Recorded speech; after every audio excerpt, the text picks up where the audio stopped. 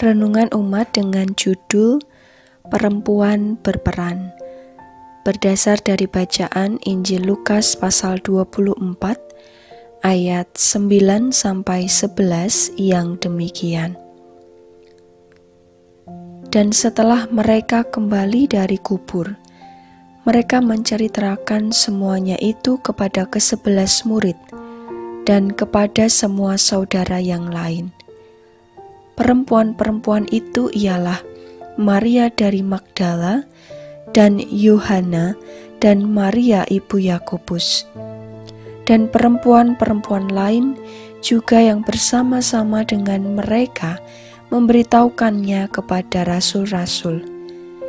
Tetapi bagi mereka perkataan-perkataan itu seakan-akan omong kosong, dan mereka tidak percaya kepada perempuan-perempuan itu. Demikianlah firman Tuhan.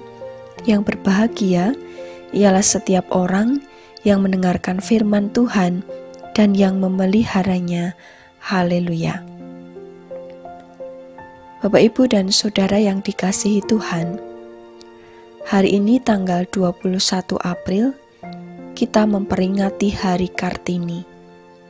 Peringatan tersebut untuk mengenang jasa R.A. Kartini yang telah memperjuangkan pemikiran-pemikiran yang luar biasa di tengah penderitaan yang terjadi dalam konteks saat itu. Mengutip dari artikel Kompas Media yang ditulis oleh Dwi Erianto dan diunggah pada tanggal 21 April 2021, menuliskan demikian. Raden Ajeng Kartini Joyo Adiningrat atau acap disapa Kartini merupakan sosok pahlawan Indonesia yang gigih memperjuangkan hak-hak perempuan. Cita-cita luhur Kartini ingin menghapuskan penderitaan perempuan yang terkungkung dalam tembok tradisi dan adat istiadat masyarakat feudal patriarkal. Kala itu perempuan selalu menjadi potret tragis yang tidak memiliki kebebasan, seperti pelanggaran mengenyam pendidikan, adanya pingitan, hingga harus siap dipoligami oleh suami dengan dalih berbakti. Buah perjuangan R.A. Kartini bisa dirasakan hingga sekarang. Banyak perempuan-perempuan yang tampil membuktikan bahwa perempuan juga bisa berperan tidak hanya dalam keluarga, tetapi juga dalam bidang pekerjaan, berbagai sektor kehidupan baik dalam pendidikan, kesehatan, pemerintahan, dan lain sebagainya. Kisah Paskah juga menempatkan perempuan untuk berperan.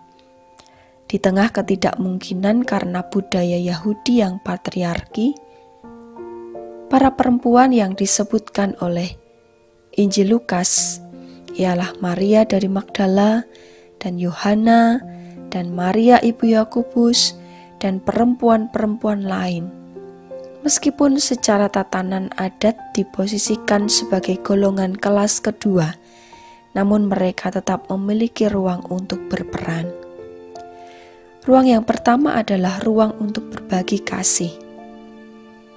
Ruang ini mereka bisa lakukan kalau kita melihat ketika pagi-pagi benar pada hari pertama minggu itu, mereka pergi ke kubur membawa rempah-rempah yang telah disediakan mereka.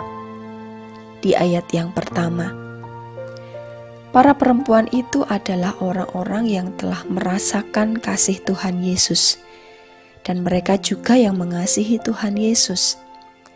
Setiap pribadi perempuan telah mengalami kedekatan bersama Tuhan Yesus, mendengarkan pengajarannya, menerima pengampunannya, dan di antara mereka juga yang dengan berani menemani Tuhan Yesus dalam penyiksaan, disalibkan, bahkan hingga Tuhan Yesus dikuburkan. Ruang untuk berbagi kasih mereka nyatakan. Ruang selanjutnya adalah ruang untuk berani bersaksi. Ayat 9-10. Para perempuan itu memberanikan diri, menceritakan apa yang mereka lihat di kubur Yesus. Mereka berani ketika harus menghadapi kenyataan bahwa perkataan mereka seolah-olah dianggap omong kosong. Apakah itu karena budaya patriarki yang menganggap bahwa perkataan perempuan tidak layak untuk dipercaya, ataukah karena penyebab yang lain? Yang jelas, para perempuan itu telah mengingat perkataan Tuhan Yesus, sama seperti yang dikatakan oleh dua orang berpakaian putih berkilau-kilauan yang mereka lihat di kubur itu. Dengan keyakinan dan keberanian, mereka memberitakannya kepada ke-11 murid dan kepada semua saudara yang lain. Kisah kebangkitan Tuhan Yesus membawa pengharapan bagi dunia, termasuk bagi para perempuan yang juga dihargai dan diberi tempat sebagai saksi kebangkitan Tuhan Yesus. Kebangkitannya menghidupkan dan memberi harapan bagi manusia yang mengalami semangat kematian atau penderitaan oleh tembok budaya patriarki. Para perempuan juga ditampilkan menurut kesaksian Alkitab. Mereka disambut, disapa, dan direngkuh oleh Kristus. Di tengah ketidakmungkinan ada pengharapan. R.A. Kartini telah memperjuangkan harapan bagi para perempuan untuk berkarya dan berperan, sehingga perjuangan tersebut bisa dirasakan dalam konteks masa kini, bahwa laki-laki dan perempuan memiliki tempat yang sama untuk berkarya dan berperan. Dalam kisah kebangkitan Kristus, para perempuan memiliki ruang untuk menyatakan kasih dan ruang untuk bersaksi. Baik laki-laki ataupun perempuan memiliki ruang untuk berperan.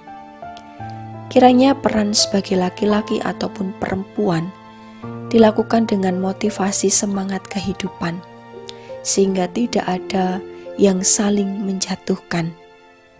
Inilah salah satu wujud perayaan yang bisa diupayakan dalam merayakan Kristus yang bangkit di tengah realita budaya yang memberikan kebebasan bagi setiap orang untuk bersuara, berargumentasi, dan berkarya. Kiranya masing-masing kita dipanggil untuk menyatakan kasih dan menyaksikan Kristus yang bangkit dalam kehidupan kita, dengan bersama-sama menghadirkan semangat kehidupan, yaitu semangat yang penuh cinta kasih, damai, dan saling menghargai. Selamat menghayati, salam sehat untuk kita semua.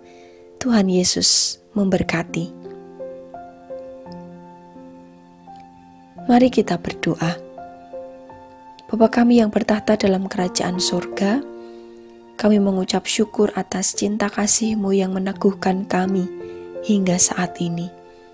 Terima kasih kami diberi kesempatan untuk menghayati sabda-Mu, bahwa kebangkitan Kristus memberikan harapan bagi dunia. Mampukanlah supaya kami dapat menghadirkan semangat kehidupan melalui sikap saling menghargai. Biarlah perbedaan yang ada, baik itu terkait dengan gender, status, golongan, agama, tidak menjadikan kami saling menghina ataupun saling menjatuhkan, melainkan memampukan kami untuk menyikapinya dengan dasar cinta kasih dalam perayaan kami merayakan Kristus yang bangkit.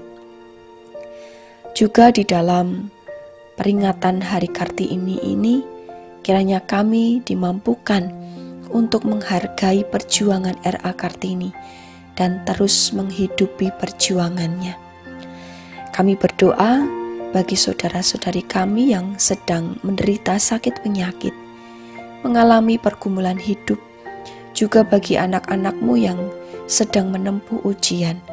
Kiranya kami semua dimampukan untuk melewatinya, mengerjakan tugas dan tanggung jawab kami dengan kekuatan dan berkat-Mu. Kami yakin bahwa kasih-Mu dan tuntunan-Mu menyertai kami. Terima kasih ya Tuhan, kami akan melanjutkan hidup dan karya kami, berkatilah kami. Di dalam nama Tuhan Yesus Kristus kami berdoa dan mengucap syukur. Amin.